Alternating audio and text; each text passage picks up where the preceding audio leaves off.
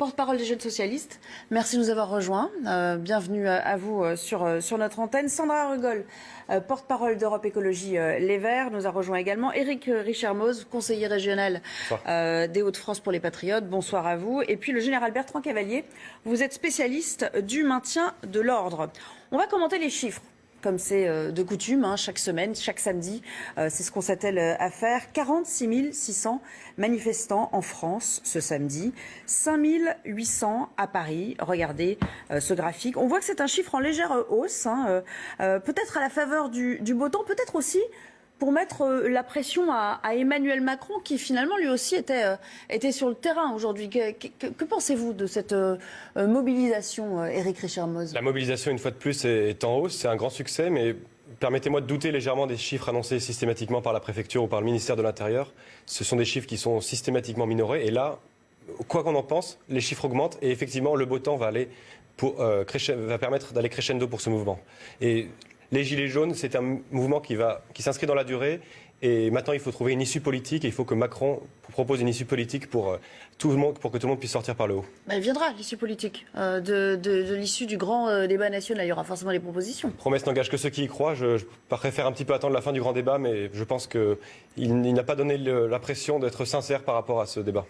Elliot Pavier-Ernest, est-ce que vous nourrissez, vous, un espoir par rapport à l'issue du grand débat, ou vous pensez que, comme Éric Richermoz, on va être encore dans les rues comme ça jusqu'au mois de mai, peut-être même jusqu'aux européennes, disons-nous? Très compliqué de nourrir un espoir à l'issue du grand débat, puisque dès le départ, le cap a été donné, il ne sera pas changé.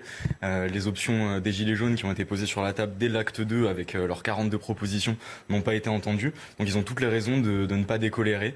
Ils sont toujours sur des revendications du fait qu'ils soient dépossédés de leurs moyens démocratiques, dépossédés de leurs moyens économiques. Et donc ils ont toutes les raisons de continuer pour accéder à leurs demandes.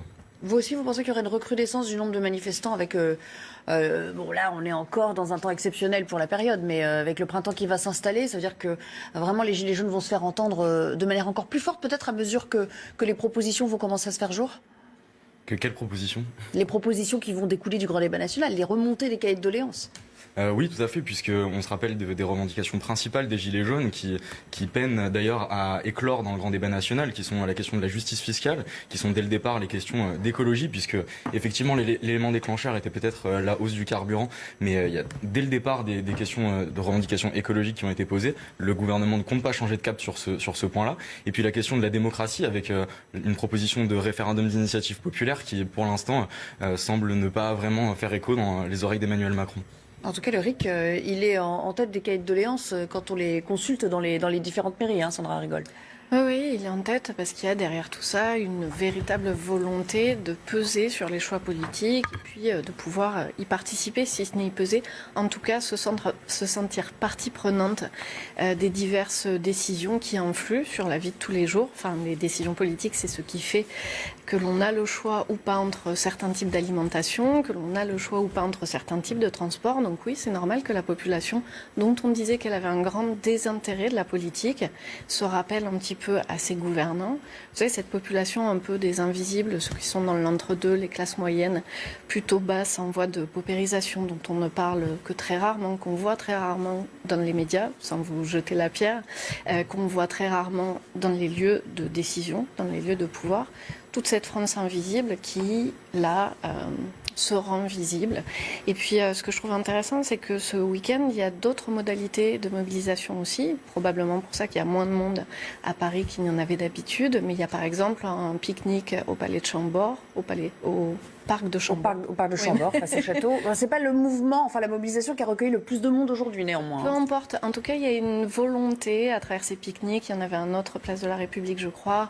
Il y en avait d'autres en France, de montrer que ce mouvement est très divers, qu'il a envie d'en faire quelque chose, mais que pour l'instant, le point d'atterrissage n'est pas encore trouvé.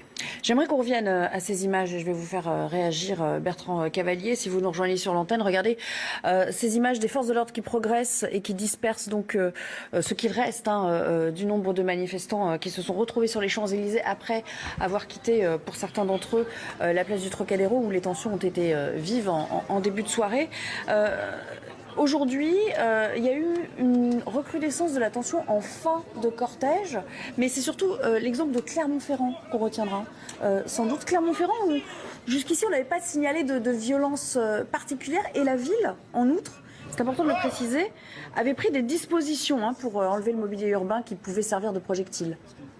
En matière de maintien de l'ordre, on peut faire deux constats. Il y a un constat très positif, à savoir qu'une majorité de mouvements maintenant exprime sa contestation dans un cadre démocratique. Ce qui s'est passé à Paris, c'était un cortège qui avait été déclaré en amont. Les choses sont bien passées jusqu'au Trocadéro, et là, il y a eu quelques troubles, mais mineurs. Après, il y a eu un léger blocage des Champs-Élysées, mais de façon générale... Rien à voir avec les scènes qu'on a vues. Rien à voir, là on est vraiment sur quelque chose de maîtrisé.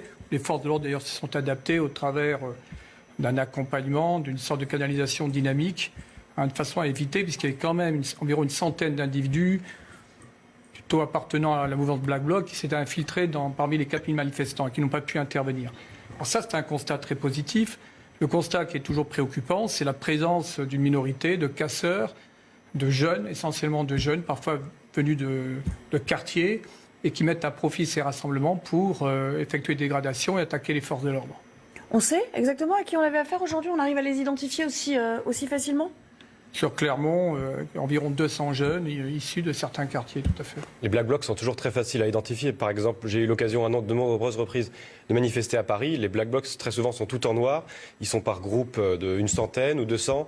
Ils ont très souvent des grandes planches, des très gros bâtons. Donc, ils sont identifiables par tout le monde. Ils sont identifiés par les services, par les forces de l'ordre. Et rien n'est fait, malheureusement. On a l'impression qu'il y a une sorte de balai, pratiquement même, qui s'établit dans certains cortèges. En tout cas, aujourd'hui, le dispositif mis en place par la préfecture de police, avec un engagement d'ailleurs par le gendarme mobile sur tout le cortège, a été très efficace. Pour ce qui est de Clermont notamment, où des dispositions préparatoires ont été prises, notamment par la municipalité, on est confronté à quelque chose qui n'a rien à voir avec les gilets jaunes. Il y a quelques gilets jaunes qui sont toujours dans la violence, mais là, on était face à un autre phénomène qui est plutôt... Qui avait peut-être profité tout à fait, qui m'a de l'invitation faite cette manifestation pour commettre des dégradations. C'était essentiellement des jeunes. Ce qui est intéressant en tout cas, c'est de voir à quel point tout a été fait pour diaboliser ce mouvement. Depuis des semaines, on les fait passer pour des violents, on fait tout pour les amalgamer à je ne sais quelle violence, je ne sais quel antisémitisme, qui n'est évidemment pas le cas du mouvement et qui n'est pas le cas de l'immense majorité des Français.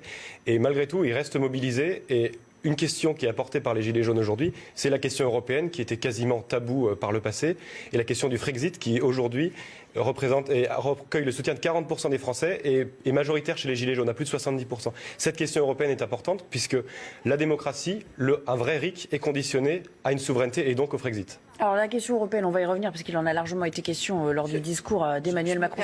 Sandra Rigol, je me doutais que vous alliez réagir. Oui. Je vous en prie. Très rapidement, mais je ne sais pas d'où vous sortez ces chiffres. Vous sortez avec un aplomb terrible. Mais en fait, il y a des multitudes de gilets jaunes. Et en tout cas, ce qui est sûr, c'est qu'ils ne sont pas descendus dans la rue. Ils ne sont pas là depuis des semaines, depuis plus de 2 mois, pour demander qu'on sorte de la France. Sinon, ce serait la première revendication. Qu'on sorte, très joli lapsus d'ailleurs, qu'on sorte de l'Europe. Donc vous savez, en fait... Il y a des Frexit partout sur leur maillot, sur leur gilet. Non, il n'y a pas partout. C'est juste parce que votre mouvement a trouvé comme porte de sortie le Brexit pour exister à côté du Rassemblement national. Non, mais pas ça. Le Rassemblement national ne veut pas faire de positionnement. Mais par ailleurs, les Gilets jaunes, n'ont pas mis le Brexit en une de leurs revendications. Il n'y a qu'un seul endroit où ça ressort un peu, c'est sur une espèce de sondage en ligne dont on ne sait pas trop comment il a été fait et qui y a été. Donc tout ça est complètement fantasmagorique. C'est trop facile de balayer un sondage. Non, c'est complètement fantasmagorique. D'ailleurs, on voit bien sur les images qu'il n'y a pas une seule fois un panneau Frexit. Là, franchement, vous avez mal vu ou vous ne voulez pas voir parce qu'il y a des Frexit partout, des drapeaux qui sont arrachés du mobilier urbain parisien et le Frexit est très présent. C'est les images que vous avez passées toute la journée. Il y avait Frexit absolument partout. On va peut-être pas ironiser tout de suite sur la question. On va revenir bien sûr à la question européenne. On sait que ça vous tient à cœur chez les patriotes. Sur le point de vue sécuritaire, on attendait quand même les Gilets jaunes, peut-être, on en avait évoqué la possibilité qu'ils viennent aux abords du Salon de l'Agriculture. Ça n'a pas été le cas, même si Éric Drouet a bien tenté tôt ce matin de provoquer une rencontre avec Emmanuel Macron. Finalement, elle n'a pas eu lieu. Là, on a peut-être évité le moment de tension qui était le plus craint, Bertrand Cavalier. Il y avait d'abord un dispositif important qui encageait les lieux. Et puis, il y a peut-être une autre explication qui tient à une sociologie différente. Je ne suis pas sûr qu'il y ait la même résonance au sein du monde agricole. En tout état de cause, il n'y a pas eu du tout aujourd'hui de problème avec l'inauguration du salon agricole. Mais on pouvait imaginer qu'il voudrait interpeller le président Macron. Certains disaient qu'ils vont peut-être s'infiltrer dans les allées du salon. Il y a eu un individu mais qui est resté à distance, mais le phénomène n'a pas du tout pris aujourd'hui. Alors, c'est intéressant ce que vous dites, parce que beaucoup d'agriculteurs disent, pour l'instant, on s'est tenu à l'écart des gilets jaunes, mais si on est incompris, on descendra, nous aussi, dans la rue avec nos tracteurs, avec nos bêtes. Alors là, le mouvement des gilets jaunes prendrait une autre dimension s'il arrivait à agréger d'autres corps de métier, d'autres professions, j'imagine, Elliot Pavia. Oui, tout à fait. Et ils ont certainement beaucoup de raisons de le faire, puisqu'on sait qu'aujourd'hui, que près un agriculteur sur deux vit en dessous du SMIC. On sait qu'un sur trois vit avec moins de 350 euros par mois.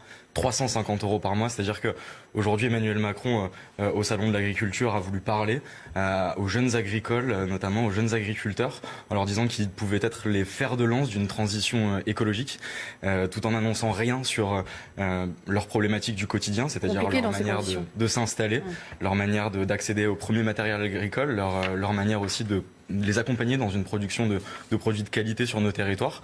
Donc effectivement, ils avaient beaucoup de raisons de l'interpeller et je pense qu'on pourra y revenir. Alors on va revenir bien sûr à toutes ces problématiques liées au monde agricole et au discours d'une heure prononcé par le président ce matin. J'aimerais qu'on revienne à cette image avec notre équipe qui est sur place. Vous le voyez, les forces de l'ordre font directement face à des petits groupes de manifestants qui sont encore non loin de la place de l'Étoile, si je ne me trompe. Vous n'êtes pas obligés. Absolument, des manifestants, des forces de l'ordre qui sont juste en face de l'Arc de Triomphe. Et vous l'avez vécu, où on a montré l'image en direct sur CNews, bien sûr. C'est une image impressionnante des CRS qui remontaient l'avenue des Champs-Élysées vers l'Arc de Triomphe. Alors au début, il est vrai qu'on n'a pas vraiment compris quelle était la stratégie des CRS. Pourquoi est-ce qu'ils remontaient les Champs-Élysées, sachant qu'il y restait très peu de gilets jaunes sur ces Champs-Élysées. Mais alors quand on leur a demandé, ils nous ont tout simplement répondu qu'ils tentaient de diriger les gilets jaunes vers le métro pour que les gilets jaunes puissent tout simplement rentrer chez eux et mettre fin à cette 15e journée de mobilisation. Alors finalement, ils auront passé très peu de temps, ces gilets jaunes, sur les Champs-Élysées, environ 2 petites heures, puisqu'avant, je vous le rappelle, ils étaient notamment place du Trocadéro, et puis avant, il y avait ce cortège qui est parti de 13h, place de l'Étoile. Donc en fait, un départ, place de l'Étoile, un retour, place de l'Étoile, pour conclure cette 15e journée de mobilisation des gilets jaunes. Merci. Une dispersion qui se déroule dans le calme. Vous voulez rajouter quelque chose, Bertrand Cavalier, sur cette image? On s'est beaucoup interrogé récemment sur la pertinence de la doctrine de maintien de l'ordre français. Là, on a affaire à un contact tranquille où on invite les gens, on les canalise pour qu'ils quittent les lieux et les orienter vers une bouche de métro. Mais ça, c'est tout à fait commun et normal. D'ailleurs, vous voyez que les gens discutent entre eux et qu'il n'y a pas d'animosité. Il n'y a pas d'animosité. Voilà, donc c'est quelque chose de tout à fait normalisé. D'ailleurs, il n'y a plus beaucoup de gilets jaunes dans ces... Où ils ont enlevé leurs gilets, mais là, on est en... Alors, on va revenir donc à cette double actualité. Il y a cette dispersion de manifestation qui est en train, vous l'avez compris, de se dérouler aux Champs-Élysées. On voit bien d'ailleurs ces personnes qui s'engouffrent dans le métro parisien. Et puis, bien sûr, au même moment, il y a ce président qui est sur place au Parc des Expositions, porte de Versailles, depuis très tôt ce matin. Ça fait pratiquement 12 heures maintenant qu'Emmanuel Macron arpente les allées du Salon de l'Agriculture. Et il a prononcé un discours qui, à son sens, bien sûr, vous allez le commenter tous ensemble, puisqu'il y a 3 politiques sur 4 invités sur ce plateau, va être fondateur pour la suite de la politique agricole commune en Europe. Je vous propose d'écouter un extrait de ce discours prononcé à l'adresse des jeunes agriculteurs ce matin. L'Europe agricole est aujourd'hui menacée. Elle l'est depuis l'extérieur, par des grandes puissances qui n'hésitent plus à adopter des stratégies offensives pour imposer leurs normes et leurs standards, par un ordre international qui, à force de considérer la nourriture comme une marchandise parmi d'autres, a fini par perdre son âme. Menacée, l'Europe agricole l'est aussi de l'intérieur, par ceux qui, au prétexte que la PAC serait imparfaite ou qu'elle n'est pas leur priorité, voudraient la renationaliser. Alors, on imagine qu'il parle évidemment des des États-Unis, mais il y a aussi les difficultés liées au Brexit, dont on dit qu'il va déstabiliser certaines filières agricoles. Qu'est-ce que ça vous inspire, Éric Richard-Maude ? Tout d'abord, je voudrais revenir sur ce que vous avez dit. Le sondage en question est un sondage absolument sérieux. Il fait à valeur actuelle qui dit que 71% des gilets jaunes sont pour le Frexit. Donc il n'a pas oublié la question sur le Frexit. Pour ce qui est du Brexit, les Anglais ont repris leur souveraineté. Aujourd'hui, le chômage au Royaume-Uni sont plus bas depuis 40 ans. Les exportations sont à la hausse. Quasiment tous les indicateurs économiques sont au vert. Donc, effectivement, les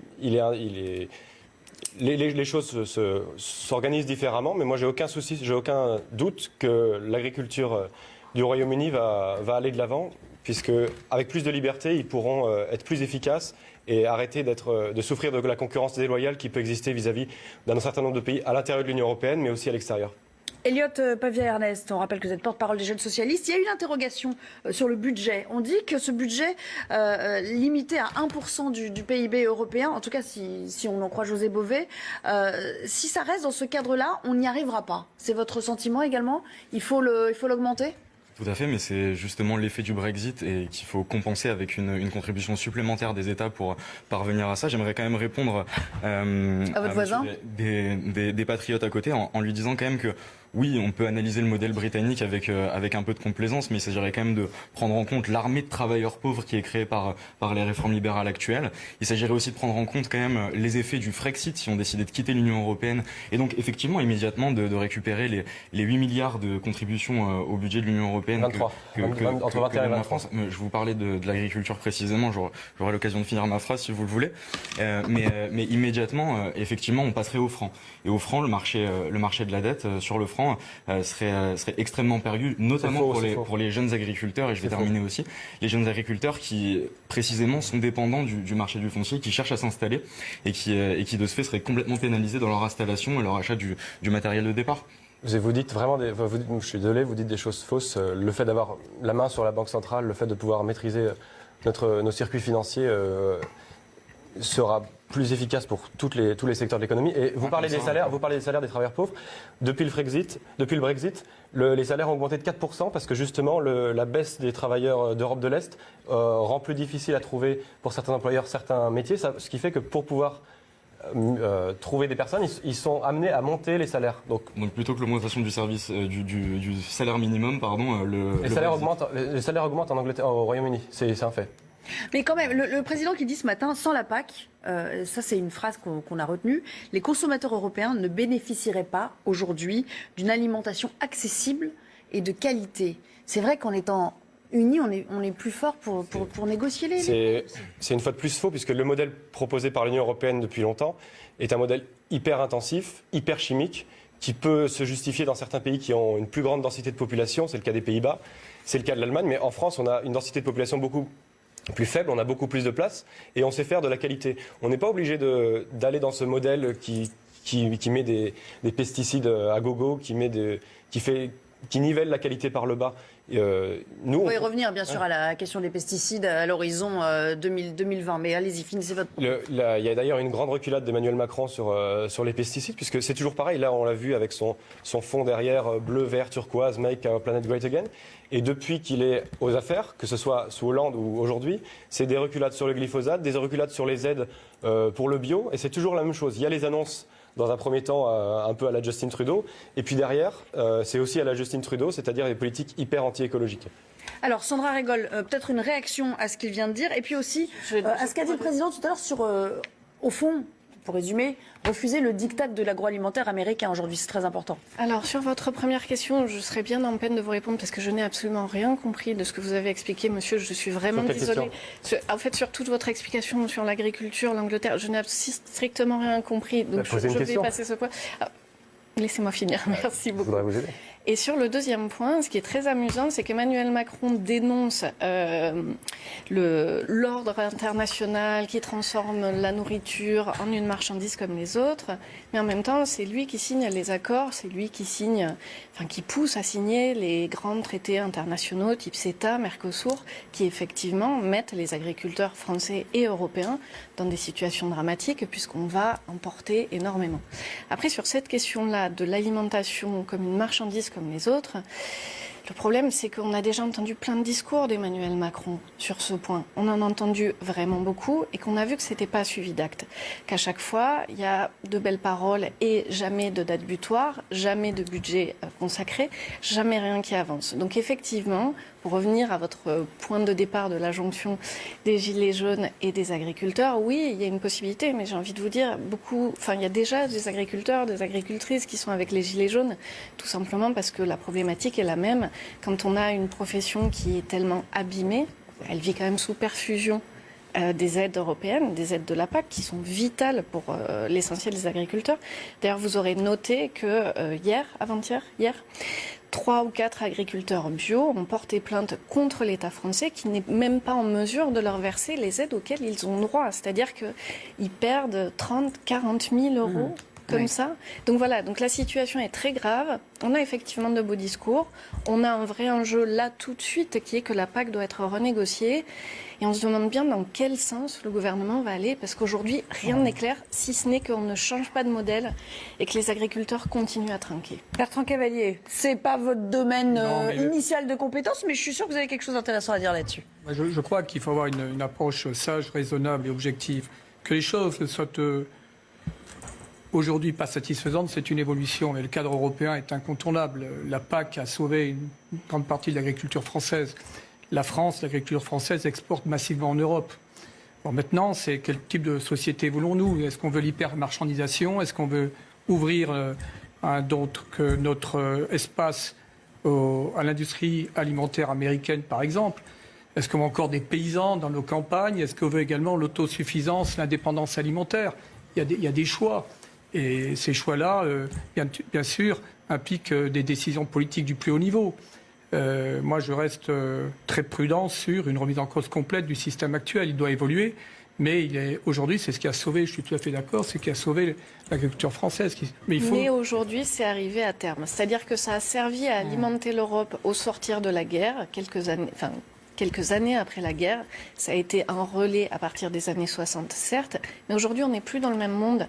Et en fait, la PAC ne fait qu'une seule chose, c'est financer des firmes, plus des fermes, qui ne visent qu'à exporter. Ce sont de très grands espaces, on paye à l'hectare. Vous imaginez? On ne paye pas à la qualité, on ne paye pas au nombre d'emplois créés, on ne paye pas aux impacts sociaux ou environnementaux, on paye juste à l'hectare. Donc vous pouvez vivre de rente de la PAC, c'est-à-dire de l'argent que vous touchez de la PAC, et en même temps ne jamais travailler votre terre au quasi, parce que vous avez recours à des entreprises qui ne font que ça, vous donner de la main-d'œuvre bon marché qui va venir travailler sur vos terres. On en est là aujourd'hui. Et finalement, tous autour de cette table, vous êtes contre, à divers degrés, contre la PAC finalement. En tout cas, je vais avoir du mal à défendre le discours du président ce matin. Quand il dit, Ernest Pavia, je vous ferai réagir après, bien sûr, Richard Moz, j'aimerais qu'on écoute un peu plus votre voisin. La France défend ce budget à Bruxelles, un budget ambitieux pour la PAC. On a compris qu'on est entré dans une nouvelle phase de négociation. Qu'est-ce qu'il faut entendre par ambitieux? C'est quoi un budget ambitieux aujourd'hui? C'est d'abord pour compenser effectivement les pertes liées au Brexit, mais c'est aussi simplement pour aller vers les agriculteurs aujourd'hui qui sont en train de s'installer, des agriculteurs effectivement qui ne bénéficient pas à même proportion des contributions des firmes, des groupes de distribution qui du coup bénéficient également de cette politique. Excusez-moi. Mais c'est effectivement d'aller plus vers une PAC qui s'adresse d'abord aux jeunes agriculteurs en train de s'installer et non excusez-moi. Aux gros exploitants, quoi. Voilà, tout à fait. Puisque comme expliquait ma collègue écologiste, excusez-moi, tout à l'heure, c'est un budget qui est fléché directement sur les hectares ou sur notamment les vaches, et donc ça ne bénéficie pas sans contenir ce budget aux petits exploitants. Sauf pour l'agriculture de montagne, qui reste privilégiée de ce point de vue. C'est-à-dire qu'il y a une démarche spécifique pour fixer les agriculteurs en zone montagne. Il y a peut-être un exemple qui pourrait être étendu au reste du territoire français. Éric Richard-Moz, là j'ai peut-être une question bien anglais pour vous. Les petits exploitants aujourd'hui, on va parler aussi de la réforme du foncier, c'est ça qui est important. Au fond, il y a le problème de la rémunération, bien entendu, l'installation des jeunes agriculteurs, mais c'est surtout lié à l'accès aux terres. Et ces petits exploitants ou ces jeunes exploitants se plaignent que les gros, eh bien, ils récupèrent toutes les terres à cause de la PAC. C'est cette logique de la politique agricole commune, effectivement, qui fait... Alors, je vous interromps 2 secondes, Allez-y. parce qu'on me dit qu'il y a une image importante à Clermont-Ferrand. On y reviendra bien sûr au Salon de l'Agriculture et à la PAC. Là, c'est la préfète que vous apercevez du Puy-de-Dôme qui est en train d'évaluer, vous voyez, les dégâts occasionnés aujourd'hui par la manifestation. On va peut-être écouter ce qui se passe.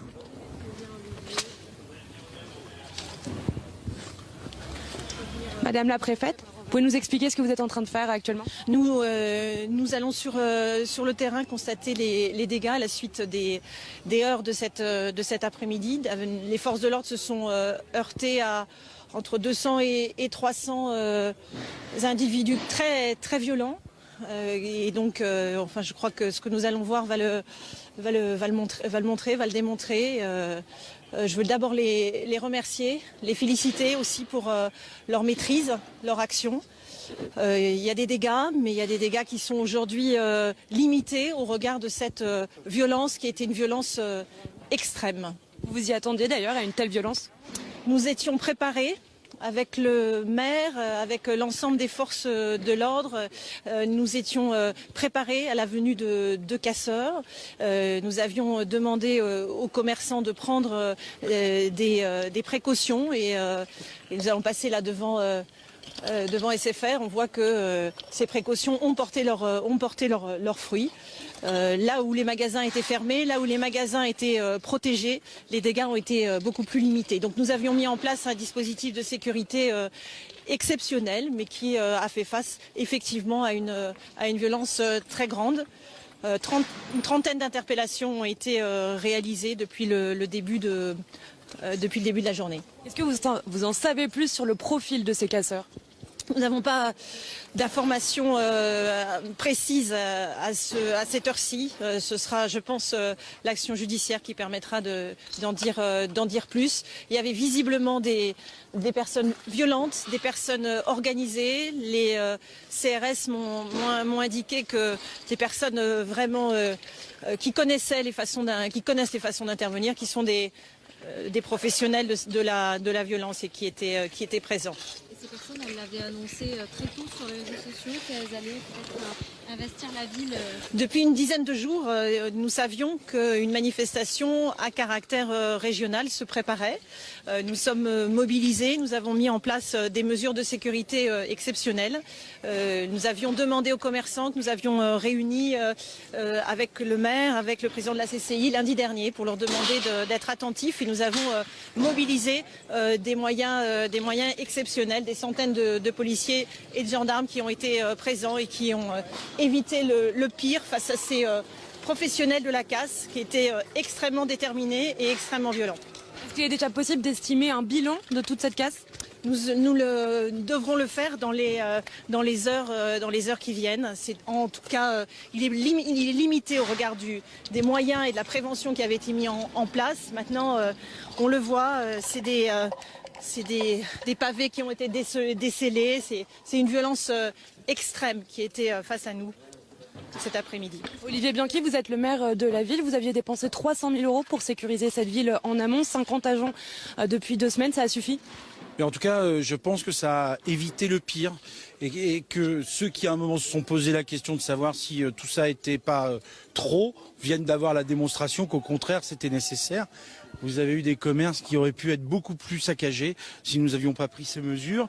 Et puis sur le terrain, la coopération entre les services de la métropole, les forces de l'ordre, les forces de santé, les pompiers, tout ça a permis justement de réussir à éviter le pire. Mais en attendant, moi je ne me réjouis pas comme maire de voir ma ville saccagée. Elle n'a pas cette tradition. C'est une ville qui a une tradition militante, qui sait se mobiliser, mais elle n'a pas la tradition de la violence. Et nous ne souhaitons pas qu'elle la prenne comme une habitude. Je rappelle qu'un véhicule de sapeurs-pompiers a été agressé alors qu'il venait éteindre un incendie là juste derrière nous, un incendie qui menaçait de s'étendre, de faire contagion et nous avions fait intervenir uniquement un véhicule de sapeurs-pompiers sans escorte policière et il a été immédiatement caillassé. Je crois que ça traduit bien l'esprit dans lequel cette manifestation s'est déroulée malheureusement. Comment vous réagissez à toute cette violence, cette tension, alors que la ville n'a jamais été habituée à une manifestation d'une telle ampleur depuis le début de la mobilisation? Quelle réaction?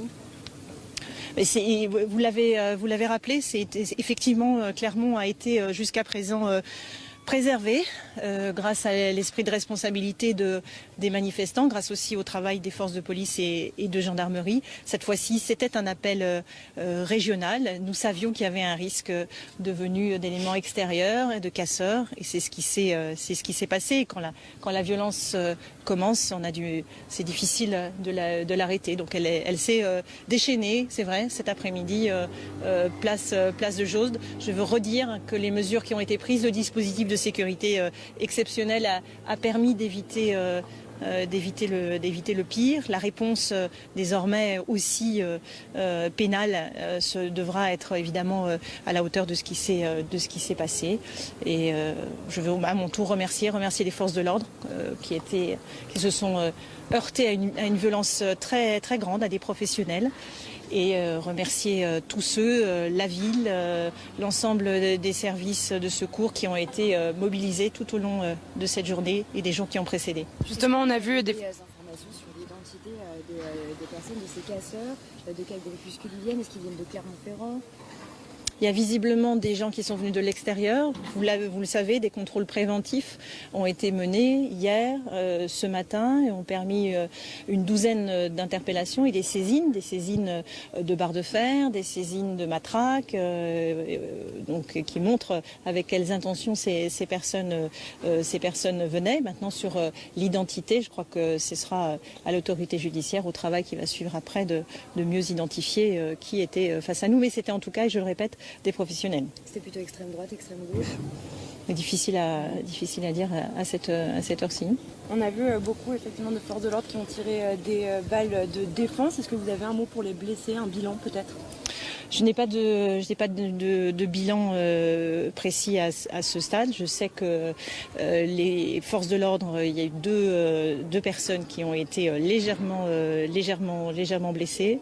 Il y a également 5 blessés qui ont été conduits à l'hôpital du côté des manifestants. Je n'ai pas d'informations sur le caractère de gravité à cette heure-ci. Est-ce que le dispositif du maintien de l'ordre était suffisant ? Parce que d'autres étaient sur d'autres manifestations. Je veux redire, je l'ai dit depuis des jours, ce sont ceux qui prennent le risque d'organiser des manifestations sans les déclarer, sans en donner le parcours, qui prennent le parti aussi de venir manifester avec des boules de pétanque, avec des manches de pioche. Ce sont ceux-là qui sont à l'origine des débordements que nous constatons. Hein. Ce ne sont pas les forces de l'ordre. Depuis 15 jours maintenant, nous sommes mobilisés avec le maire, avec l'ensemble des commerçants, avec l'ensemble du monde économique pour faire en sorte que les dégâts soient le plus limités possible. Nous avons, et j'ai déjà eu l'occasion de le dire, mobilisé des centaines de policiers et de gendarmes qui étaient présents sur le terrain, qui ont permis aujourd'hui que le dégât soit limité. Donc, s'il vous plaît, pas de polémique là-dessus. Vraiment, je crois que ce qui compte, c'est qu'aujourd'hui, on ait évité le pire. On avait en face de nous des vrais professionnels de la violence, extrêmement déterminés,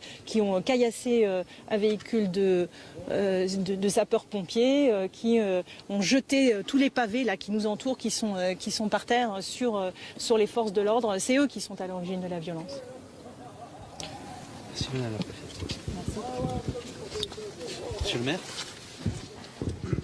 Voilà, la préfète du Puy-de-Dôme, accompagnée du maire de Clermont-Ferrand, en train d'évaluer les dégâts. Et c'est très intéressant, Bertrand Cavalier, elle vient de parler à plusieurs reprises de professionnels de la violence, professionnels de la casse. Alors elle ne vise personne, mais elle a évoqué aussi cette violence extrême qui a régné à Clermont-Ferrand aujourd'hui. Aujourd'hui, on peut dire qu'à l'occasion de toute manifestation, on craint, il y a 2 menaces à prendre en considération. Premièrement, des ultras. Il y en avait aujourd'hui à Paris, mais ils ont été très bien gérés et neutralisés, notamment les Black Blocs, etc. Et puis, il y a les jeunes des banlieues. Les jeunes des banlieues qui viennent pour vandaliser et qui sont également très organisés. Et voilà les 2 types de populations qui posent aujourd'hui le plus de problèmes lors des manifestations. Donc des ultras, des extrémistes et d'autre part, ce qu'on appelle communément des jeunes des banlieues. qui ont profité, en fait, d'une forme d'opportunisme liée à la situation, à la manifestation du jour. Qui viennent, qui sont totalement désinhibés, ils sont capables d'aller au contact, et qui sont pour partie, pour ceux qui viennent, qui sont très violents et qui mettent à profit pour vandaliser. Ça a été le cas à Paris. D'accord. Alors, je vous rappelle le nombre d'interpellations aujourd'hui à Clermont-Ferrand, 33. Ça a occasionné un certain nombre de blessés, 5 blessés, ça ce sont les derniers chiffres dont on dispose.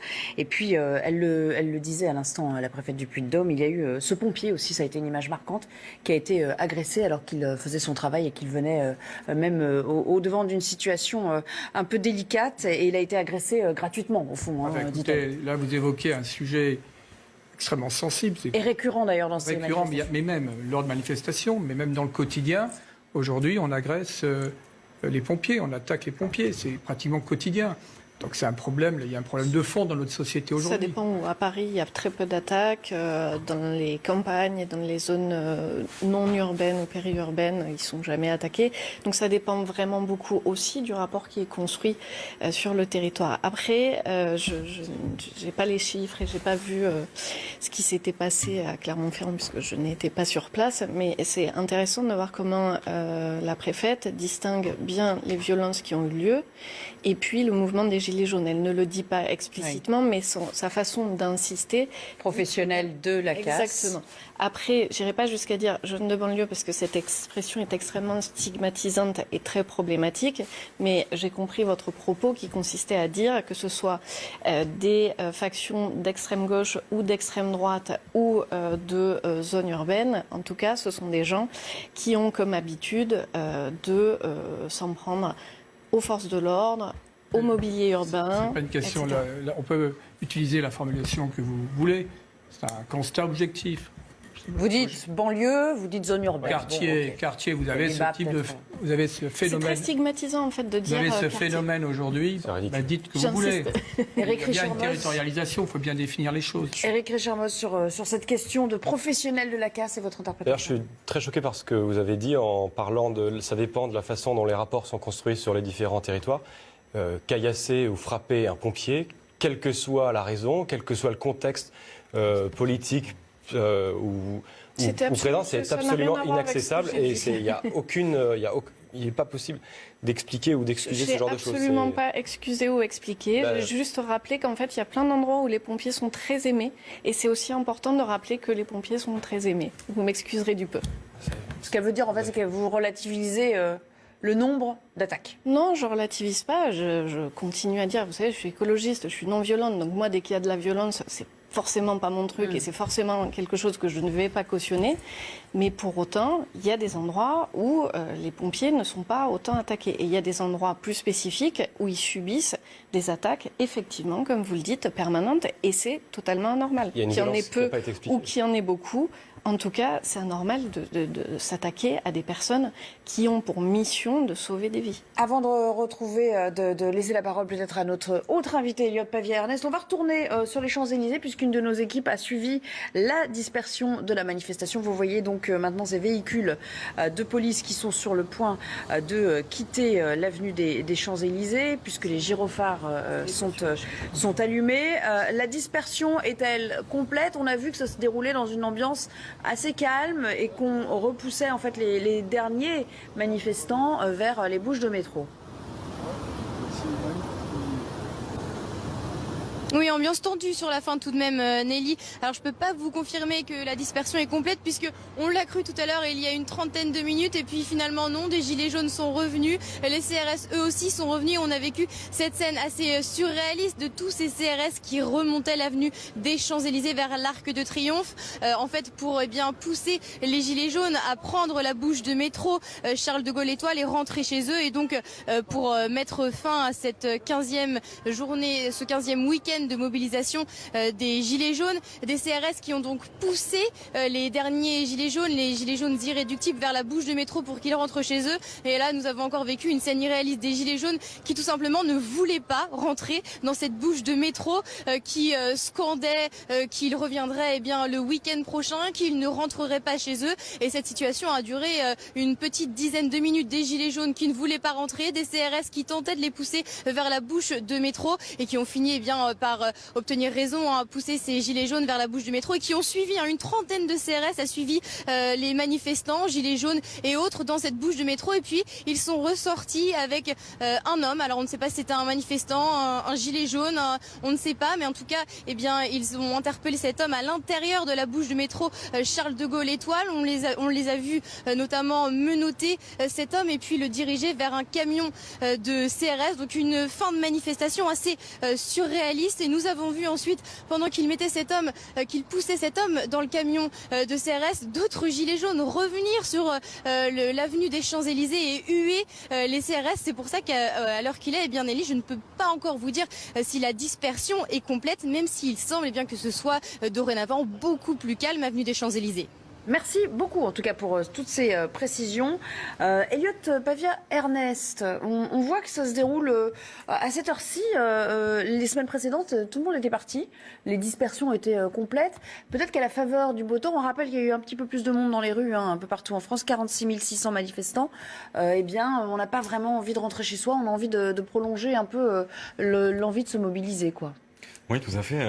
Peut-être à la faveur du beau temps, peut-être aussi à la faveur d'une convergence des luttes avec des personnes qui se battent dans des associations, dans des syndicats aujourd'hui qui vont retrouver aussi les Gilets jaunes. C'est aussi une manière pour les Gilets jaunes d'accepter les corps intermédiaires et peut-être de renouer après la crise de représentation qu'ils ont dénoncée. Peut-être aussi qu'il y a aussi beaucoup de jeunes des quartiers populaires, notamment des banlieues, qui ne sont pas tous des méchants garçons qui écoutent du rap et qui font la bagarre, qui ont envie d'exprimer aussi leurs revendications sociales. Vous avez lancé un autre débat tous les trois ce soir, clairement. Mais voilà, nous par exemple, là-dessus, ce qu'on propose, je ne sais pas si vous êtes expert ou quoi, en tout cas ça aurait été intéressant d'avoir des chiffres. Nous, pour ça, on propose des attestations de contrôle d'identité pour par exemple mesurer la discrimination qui peut être faite par rapport aux forces de l'ordre. Donc je ne sais pas, est-ce que vous avez des chiffres pour pouvoir dire que les jeunes de banlieue aujourd'hui ont été violents particulièrement avec les Gilets jaunes, sur les interpellations par exemple précisément? Je peux vous dire qu'il y avait des jeunes issus de certains quartiers, ça ne veut pas dire qu'il y avait tous les jeunes des quartiers. Non mais des jeunes de banlieue. Non, des jeunes comment de on banlieue. fait pour savoir que c'est un jeune de banlieue? C'est une capuche, une casquette, comment on fait? Il y a des jeunes qui viennent des banlieues, ils sont tracés. Et lorsque vous avez des comptes rendus des services de gendarmerie et de police, ils sont précis, il y a quand même des renseignements. Il ne faut pas non plus nier les choses. Ça ne veut pas dire que tous les jeunes des banlieues, il y a plein de jeunes de banlieues. Attendez, il y a des jeunes des banlieues. Il ne faut pas croire qu'on ne s'intéresse pas de façon globale. Donc la politique de la ville, ça a 30 ans, 35 ans. Vous avez plein de jeunes dits des banlieues, issus des banlieues, qui rentrent dans l'armée, qui rentrent en gendarmerie, qui ont des parcours scolaires tout à fait respectables. Mais il y a également dans les banlieues une minorité de jeunes qui sèment la terreur, qui vivent du trafic de drogue, etc., et qui sont très violents. C'est une réalité. Et c'est peut-être à la République aujourd'hui de vraiment dire les choses, de traiter ces problèmes-là, dans l'intérêt premier des populations. J'étais en charge de certaines zones urbaines comme celle-là. Je peux vous dire que la majorité de la population attend que la République soit effective et qu'on mette fin à toute cette délinquance de prédation. Alors, Éric Richard, faut arrêter avec les clichés déjà, parce que les jeunes de tout milieu écoutent du rap aujourd'hui. C'est la première musique écoutée en France. Ouais, tout à fait. Loin, donc, vous en écoutez vous-même? Oui, bien sûr. Le rap a dépassé la variété aujourd'hui. C'est un fait dans toutes les ventes. C'est un fait générationnel. C'est un fait parce que nous, on y est plurigénérationnel en tout cas. Barbara et Brassens. Donc moi aussi, j'écoute Barbara et Brassens. Allez, c'est un autre débat musical. On va pas se lancer dans celui-ci ce soir. On n'a pas parlé du tout. C'est les violences policières qui sont extrêmement importante. Il y a des centaines de personnes qui ont été blessées, notamment avec des LBD, notamment avec des grenades, avec des forces de l'ordre qui de plus en plus tombent dans ce qui avant était qualifié de bavure. Là, de fait, la situation, Macron joue le pourrissement et on a l'impression qu'il laisse faire tout ça, qu'il laisse faire toutes ces violences policières, puisque là, regardez, depuis tout le débat dont on parle, tous les débats qu'on partage, on parle la moitié du temps de maintien de l'ordre, des violences, etc. Et à aucun moment, ou très peu, on parle des issues politiques. Et je pense que Macron n'a pas envie qu'on parle du fond, puisque ça l'arrange pour... Eh bien, je vais vous contredire, puisque vous m'avez donné une rampe de lancement. Vous avez évoqué Emmanuel Macron. On va d'ailleurs se rendre au salon de l'agriculture, parler du fond, de la matière, en compagnie de notre envoyé spécial sur place, Vincent Farandège. Vous êtes en compagnie de Jean-Marie Barrière. Il est président des interprofessionnels du vin. Évidemment, c'est un secteur qui, lui aussi, est confronté notamment à la question des pesticides. Oui, absolument. Nelly, on va justement demander à Jean-Marie Barrière. Bonsoir, merci beaucoup d'être avec nous. On va vous demander ce que vous avez pensé de cet entretien avec Emmanuel Macron qui s'est terminé il y a à peu près une dizaine de minutes. Combien de temps cela a duré et qu'est-ce que vous vous êtes dit ? Alors, bonsoir tout d'abord. Donc on l'a reçu à peu près une vingtaine de minutes et nous avons bien sûr discuté de la filière viticole, de sa santé économique et de sa capacité à assurer la transition environnementale essentiellement. Et vous avez eu en face de vous un président à l'écoute, c'est ce que vous me disiez ? On a eu un président très à l'écoute sur des sujets. J'ai commencé, si vous voulez, par lui expliquer qu'il était difficile pour une petite entreprise viticole d'exporter quelques caisses de vin en Allemagne, en Tchéquie, en Suède, en Autriche, puisqu'il y avait des lois européennes qui demandaient un système relativement complexe et qu'il me paraissait, dans le monde dans lequel on vit aujourd'hui, relativement simple de faire s'organiser différemment avec des sites dématérialisés. Et le président a acquiescé et effectivement donné la possibilité à tous nos vignerons de France d'exporter partout en Europe, comme s'ils étaient en France. Ça serait quand même très très sympa pour eux. Est-ce que vous avez pu aborder toutes les questions, tous les problèmes que vous vouliez aborder avec le président ce soir ? Complètement, c'est-à-dire très à l'écoute donc sur les aspects, si vous voulez, de contractualisation, puisqu'en fait on a une filière qui est fortement contractualisée, et donc ce que nous voulons, c'est pousser en fait des contrats sur des 3-5 ans, puisqu'un vigneron quand il s'engage, c'est une plante pérenne, la vigne, donc quand il s'engage, il faut lui assurer un minimum de revenus sur une durée moyenne, et donc comment nous aider à faciliter cette contractualisation pluriannuelle. Donc le président est très à l'écoute sur ces points-là. Comment nous aider, si vous voulez, sur des aspects de droit de la concurrence, sur la gestion de nos appellations. Comment nous aider sur le fait de limiter les promotions qui concernent des appellations et non pas des marques dans certaines grandes surfaces qui cassent l'image de nos vins alors que nous avons passé beaucoup de temps à travailler cette image. Et donc le président est très à l'écoute pour pouvoir effectivement regarder ce qu'il pouvait faire, lui, au niveau de l'État français et ce qu'il pouvait faire au niveau européen. Merci beaucoup Jean-Marie Barrière d'avoir été avec nous en direct sur CNews. Donc Emmanuel Macron qui continue sa visite ici au Salon international de l'agriculture.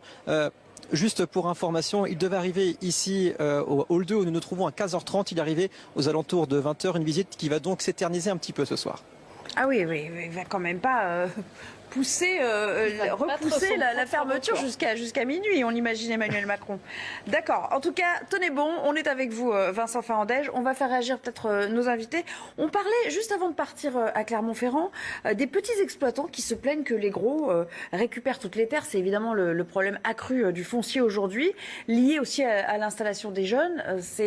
Et beaucoup pointent justement la PAC en disant la PAC elle est destinée aux plus gros. Qu'en pensez-vous, Sandra Régol ? Alors aujourd'hui, telle qu'elle est, elle est effectivement destinée aux plus gros et à ceux qui exportent au lieu de nourrir les Françaises et les Français, alors qu'on a quand même une bonne partie de la population, 14% pour être exact, qui a une alimentation contrainte, pas assez diversifiée ou pas des repas tous les jours, etc. Donc ça, c'est un souci, un gros souci. Par rapport à l'accaparation des terres, en plus, c'est double. C'est-à-dire que vous avez d'un côté la PAC qui pousse aux très très grosses exploitations, là où on a besoin de redensifier le territoire, créer de l'emploi, avoir des petites exploitations qui peuvent prendre plus de plaisir aussi dans ce qu'elles produisent et soient elles-mêmes mieux protégées. Je ne vais pas vous ressortir toutes les affaires de ces paysans intoxiqués, qui au glyphosate, qui à une autre substance de Monsanto Bayer, mais on les connaît tous, toutes. Et puis il y a autre chose, c'est aussi que parfois l'État accapare aussi les terres agricoles. C'est notamment le cas avec les filiales d'EDF qui prennent énormément de terres et là les agriculteurs commencent à ne plus en pouvoir. Entre d'un côté une PAC qui les pousse à être sur toujours plus d'hectares, toujours plus d'intensifs et toujours la course au gigantisme. Et puis de l'autre, l'État qui en rajoute une couche avec l'aide à EDF pour acheter des terres. Il y a un moment donné où il faudrait faire autre chose. Et juste une chose, vous avez parlé de jeunes agriculteurs. C'est un terme qui est très problématique. Parce qu'aujourd'hui, à 40 ans, on n'est plus si vieux. Je vais plaider pour ma paroisse. Et on a beaucoup de reconversions qui sont assez tardives. Et en fait, les gens qui se reconvertissent entre 35 et 40 ans, si c'est un peu trop près de 40, et pas assez près de 35, eh bien ils n'ont plus rien pour se faire aider. Or ça, c'est une des choses qu'un grand nombre d'agriculteurs veulent faire bouger, c'est transformer cette notion de jeune agriculteur en nouvel agriculteur, novice, quoi, disons, pour pouvoir aider le plus de personnes possible. Et je suis sûre que tous, autour de cette table ici, on connaît des gens qui ont envie d'aller s'installer, qui ont envie de changer de vie et qui ne le font pas forcément à 20 ou 30 ans. Il faut prendre le temps de se former. On n'est pas capable du jour au lendemain. La permaculture notamment, qui est très à la mode. Mais c'est pas parce qu'on aime le fromage de chèvre qu'on s'est transformé du lait en fromage. Pour autant, voilà, tout ça prend du temps. Et si en plus on a des terres qu'on veut transformer en bio, ça en prend encore plus. Là, aujourd'hui, la PAC ne permet pas tout ça, alors que vous avez raison, il y a une vraie envie et il y a un vrai besoin surtout. Alors, on va l'écouter, Emmanuel Macron, puis on va faire réagir nos autres invités. Emmanuel Macron qui a promis aujourd'hui des mesures fortes pour faciliter l'accès au foncier pour ces jeunes, mais qui revient sur l'importance du rôle joué par la PAC aujourd'hui. Sans la PAC, cette politique commune voulue par les pères fondateurs, les consommateurs européens ne bénéficierait pas aujourd'hui d'une alimentation accessible et de qualité. Je suis sûr aussi que sans la PAC, l'Europe ne sera pas en capacité de faire valoir ses choix au monde. Et donc oui, notre défi, ça n'est pas simplement, comme le voudraient certains, de liquider l'héritage de plus de 60 ans de politiques agricoles communes, de céder au poison lent de la division. Mais c'est bien de réinventer cette politique agricole commune aujourd'hui. Réaction, Éric Richermoz. Je suis assez surpris par tout ce que j'entends, puisque sur les constats, effectivement, on est assez d'accord. La situation de l'agriculture est catastrophique. Un tiers des agriculteurs qui vivent avec moins de 350 € par mois. Tous les petits qui ferment, tous les suicides, on est d'accord sur tout ça. Et tout ça vient de la PAC, et tout ce que j'entends là de la part de M. Macron, de tout le monde autour de la table, c'est la PAC a sauvé l'agriculture française. La PAC tue l'agriculture française, et la PAC à aucun moment ne fait de la qualité, puisque depuis des années, les parts de marché qui augmentent sur nos marchés en France, ce sont toujours la mauvaise qualité. Les quotas laitiers qui poussent à du lait de mauvaise qualité et qui tuent nos éleveurs laitiers. Les agrumes qui viennent d'Espagne et qui sont de très mauvaise qualité également. La filière porcine et la filière laitière qui viennent également d'Allemagne. Tout ça, c'est une mauvaise qualité pour le consommateur. Aujourd'hui, en France, l'Union européenne ne nous permet même pas d'interdire un herbicide. Et ce que vous disiez, madame, sur les traités de libre-échange internationaux, notamment le CETA ou avec le Mercosur ou même d'autres, est absolument délétère pour notre agriculture et pour notre alimentation, nous sommes d'accord. Mais tout à l'heure, vous avez dit que c'était Macron qui poussait ça. Et en fait, je pense que tous autour de la table, vous êtes dans une forme de syndrome de Stockholm par rapport à l'Union européenne et par rapport à la PAC. Vous êtes là, vous pouvez pointer des problèmes, mais vous dites oui, ça nous sauve, c'est super. Et ces traités de libre-échange qui vont tuer notre agriculture et des parts entières et qui vont toujours niveler la qualité au plus bas. Tout ça, c'est la Commission européenne qui la signe et qui la négocie avec ces pays étrangers. Ernest Pavia, je vous propose de répondre, puisque ça s'adresse à vous aussi. Alors, tous les trois, vous êtes visés. Peut-être que je le suis aussi. Non, pas du tout. Mais on peut aussi être d'accord avec le fait que dans l'Union européenne et en France, on subit une vraie distorsion concurrentielle, non seulement vis-à-vis des pays extérieurs à l'Union européenne, mais aussi vous parliez de l'Espagne. Effectivement, on a un problème notamment avec la filière fruits et légumes, avec une marée de travailleurs pauvres, là encore, qui aujourd'hui travaillent quasiment gratuitement. Donc effectivement, après, on ne répond pas du tout au problème du foncier pour le coup là-dessus. Et si on essaye de répondre à l'accès au foncier pour les jeunes agriculteurs qui essayent de s'installer, à quel moment, c'est ma question, à quel moment ils peuvent le faire malgré, parce que vous proposez une sortie de l'Union européenne, j'imagine que vous proposez immédiatement aussi une sortie de l'euro pour le franc, pardon. À quel moment, du coup, est-ce qu'ils ne subissent pas les conséquences financières ici, sachant qu'avec une sortie immédiate et un retour au franc, on expose l'euro à une concurrence et donc immédiatement les spéculateurs se tournent vers le Deutschmark notamment. À quel moment aucune conséquence ne se passe vis-à-vis des nouveaux agriculteurs? En fait, c'est très simple. On donne plus de 20 milliards d'euros par an à l'Union européenne et dans tout ce qu'elle nous rend, PAC comprise, nous aurons à peu près 13 milliards. Donc on aura beaucoup plus d'argent. Dans le même temps, le coût de la dette double. Si on passe les séquences avec le minimum vieillesse. C'est faux.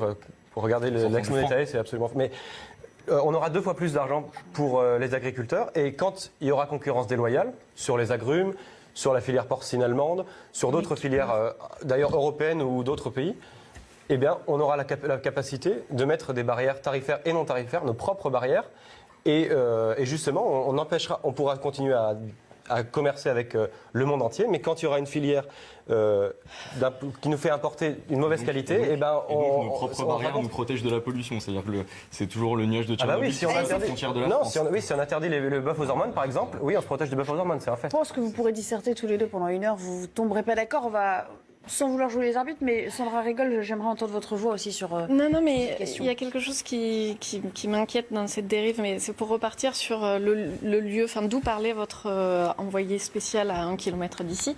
Il parlait de vin. En fait, là, il y a beaucoup de choses qui changent, dont le réchauffement climatique. Moi, quand j'étais ado, petite, le vin, il était autour de 11-12 degrés. Aujourd'hui, il faut déployer des trésors de technique pour le maintenir en dessous de 15 degrés. Le vin qu'on fait en France.